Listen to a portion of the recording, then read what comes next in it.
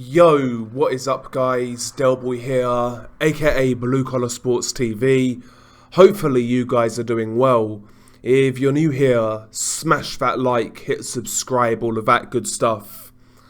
So, Anthony Joshua defeats Jermaine Franklin by a 12-round unanimous decision. Of course, going into this fight, Joshua was coming off 2 back-to-back losses to Alexander Usyk. 3 defeats in his last 5. So this fight was, a comeback fight, but there was a lot of pressure. Obviously, the most important thing for Joshua was to get the win. He did that, but, one of the narratives going into this fight was that Joshua needed to look good doing it, and let's be real, he didn't look good in this fight, as far as I'm concerned. Early on in this fight, Joshua was content to box behind his jab. I felt it looked nice and quick in the first round. He was tagging Jermaine Franklin with that jab. He was looking for the straight right hand behind it, but, he wasn't overexerting himself, throwing straight punches, things of that nature. Jermaine Franklin got through with a couple of jabs in round 1 and a nice little sort of scuffing check left hook. Which hit AJ in the face and actually busted AJ's nose in round 1, caused a nosebleed. But yeah, AJ won round 1 based on the clean jabs and the cleaner punches in general. But Franklin would come back and land the odd jab, the odd double jab, the odd scuffing left hook, that sort of thing. And really, that was the pattern of the fight. Like Joshua was in control of this fight basically throughout, but Jermaine Franklin would always be there. He'd come back with a couple of good jabs here and there, a right hand over the top. Sometimes Joshua would kind of fall in too much with his straight punches, and Jermaine Franklin would take his head off the line and come over the top with like a looping overhand right, which would catch Joshua. And he caught Joshua with that punch a few times. But, early on in this fight, Joshua was boxing behind the jab, the 1-2, keeping it to basics. Like I said, not overexerting himself. And I felt he was winning the boxing match with Jermaine Franklin having the odd bit of success here and there. But again, to me, the warning signs are still there with Anthony Joshua. I see Joshua as a guy who is living inside his head far too much. I don't think the confidence has returned. I was slated when I said this after the Kubrat Pulev fight. I saw the signs then. Joshua, to me at least, looks way too apprehensive to getting hit. But borderline scared of getting hit. I said in the Pulev fight, and Pulev barely threw any punches in that fight, but if you go back and watch that fight, when Pulev would let go of his overhand right, Joshua would turn away from the shot, not rolling the shot, but turning his head away to not look at it, or closing his eyes. He's scared of what's coming back now. He's apprehensive of what's coming back. It makes him nervous, and I saw that in this fight, particularly in the first half. I felt Joshua started to shake that apprehension a little bit as this fight went on, but it was still there throughout. I saw signs of uncomfort there from Anthony Joshua. The body language, he didn't strike me as super confident in that ring. And in the second half of this fight, not all of the second half, but like rounds sort of 6 or 7 to 9. I'd say 6 to 9. Well, 6 to 10 really. There was a lot of holding from Anthony Joshua. Jermaine Franklin would try to close the distance, but sometimes he would fall in, and Joshua would pull the old Klitschko trick of basically headlocking his opponents, and he would also clinch, things of that nature, and he was neutralizing Jermaine Franklin every single time he tried to get on the inside by holding and mauling. And the referee, to my money, for my money, never gave Joshua one warning. He ticked both guys off once, but he gave Jermaine Franklin a couple of warnings for some reason, but he never gave Joshua any warnings for holding, which was strange because Joshua was doing a lot of holding. in the second half of his fight. He was doing it in the first half, but not to the degree to where it made the fight super unwatchable. But there were rounds, I think it was 6, 7, 8 and 9. Those rounds were borderline unwatchable as far as I'm concerned. To me, Joshua was...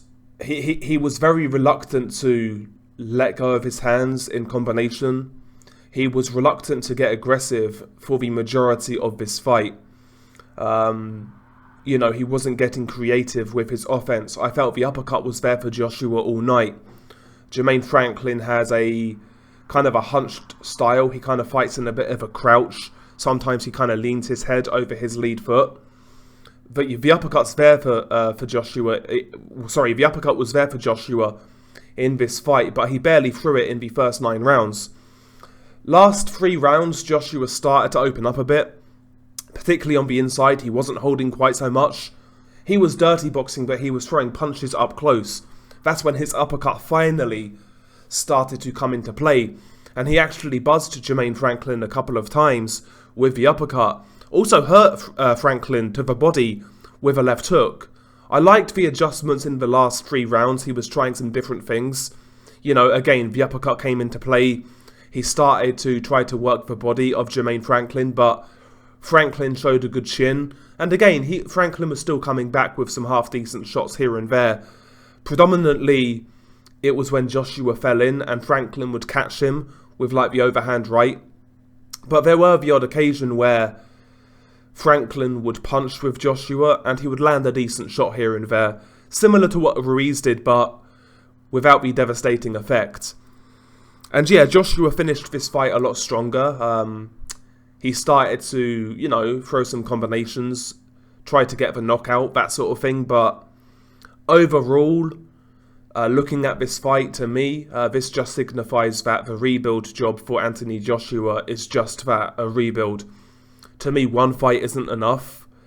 Joshua needs a couple of more fights in and around this level to continue his relationship with Derek James, to get used to Derek James and his methods of training, as well as implement new things to his game. Because based on what I saw tonight, would I pick Anthony Joshua to beat Tyson Fury? No. A resounding no, in fact. Would I pick Anthony Joshua to beat Usyk? Obviously not. That's just a bad style. Would I pick Joshua to beat Deontay Wilder? No. Would I pick Joshua to beat Joe Joyce based on this performance? No. Too much apprehension from Joshua. I still see a fighter who is lacking confidence, I would say. And, based on what I saw, I would make the guys I just mentioned a favourite over Anthony Joshua. Usyk, obviously, Fury, Wilder, and even Joe Joyce. Again, I just don't like the... I don't like Joshua's lack of poker face. To me, it's blatantly obvious when he's uncomfortable. To me, it's blatantly obvious that he is lacking confidence. I don't like the way in how he responds to shots, to how he responds to leather being thrown at him. If I'm managing Anthony Joshua and I want development, I want to rebuild, and I want longevity, I would have Joshua take a couple more fights at this level. Just have 2023 as a rebuild year. Next fight, I'd be looking at a guy like Otto Wallin, for example, and maybe following that and Ajit Kabayel. Decent guys, but guys who are not big punchers, but they're respectable enough. Those sort of guys. Not complete cream puffs, but not killers. They're the sort of guys I would have Joshua fight in his next couple of fights. Obviously, they're talking about, once again, a Tyson Fury fight.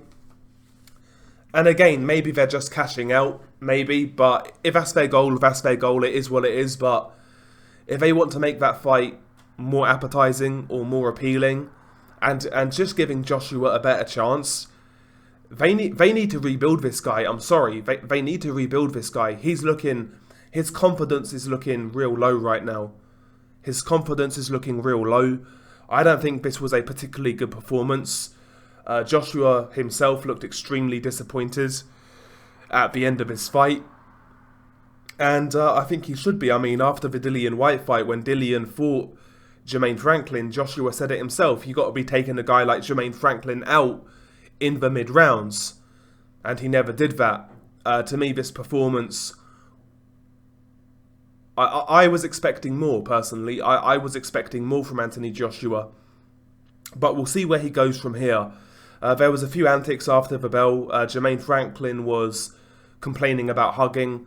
Joshua kind of patted him on the head in a patronising style. Jermaine Franklin mouthed off, and Joshua then basically kind of feigned another hug, like another hold at the end of the bell. That kind of set both guys off, had a little squabble, but, you know, that is what it is. But yeah, to me, Joshua's mindset just doesn't look right now. You know, it doesn't look right, and again, I think a real rebuild is needed here with Anthony Joshua.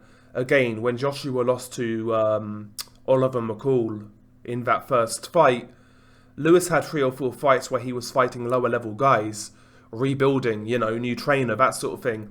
I think that's what Joshua needs personally. But it is what it is. I wasn't particularly impressed with Joshua's performance. Didn't like the energy. Yeah, to me, he's not quite there right now. It is what it is. I don't think it's a physical thing. To me, Joshua looks as quick as he used to look. His reactions look the same. I think it's purely a mental thing, personally. That's just my opinion. Anyway, share your thoughts below. What did you make of Joshua's performance? I think he's got a long way to go. And right now, yeah, I'd pick the elite heavyweights over him. Share your thoughts below. Beanie Guy Delboy. Peace.